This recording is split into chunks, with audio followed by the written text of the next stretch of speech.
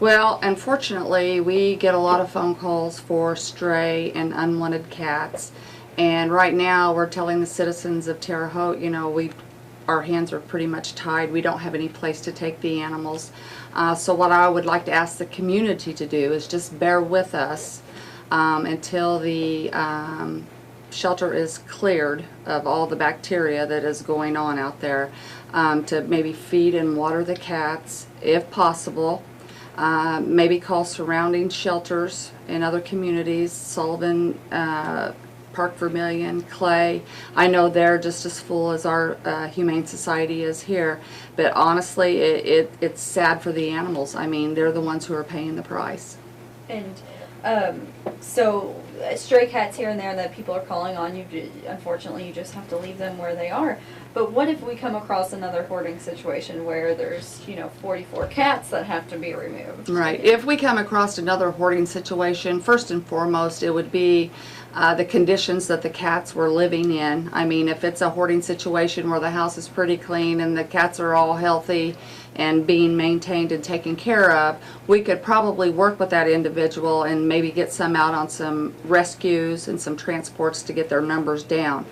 Now, if we go into one where, as the one we had in April, where the the living conditions were really bad, very unsanitary, we would have to reach out to the surrounding communities and possibly even go as far as Indianapolis with the Face Clinic over there. Lisa Tudor is a wonderful person, director and founder of the Face Clinic, and we would reach out to her as well, and I'm sure she could give us contacts to get these cats out of a bad situation, which would mean that if they're not being cared for. If they were being cared for, we would work with that individual to make sure the cats were vaccinated if they were sick, and so on and so forth. And as someone who works hard to rescue these cats and get them off the street, how does it make you feel that at this time and for the foreseeable future you are kind of unable to do that? Well, it's very frustrating for us. I'm not sure where this Streptococcus canis originated. I don't believe it was from the hoarding situation in April. All the cats that we took out of that house were healthy. As far as that goes, a healthy cat can be a carrier of that virus, but we took out, I believe, 5 kittens, and none of them appeared to be sick. I would think that if that virus or bacteria was active in that home at that time, we would have seen some signs of sickness in the animals. And I will say, for as bad as the living conditions were in that duplex where these cats were living, the cats were in very good health. Okay. Anything else you wanted to add? I would just like to ask the community to please bear with us during this crisis that the shelter's facing with not accepting cats.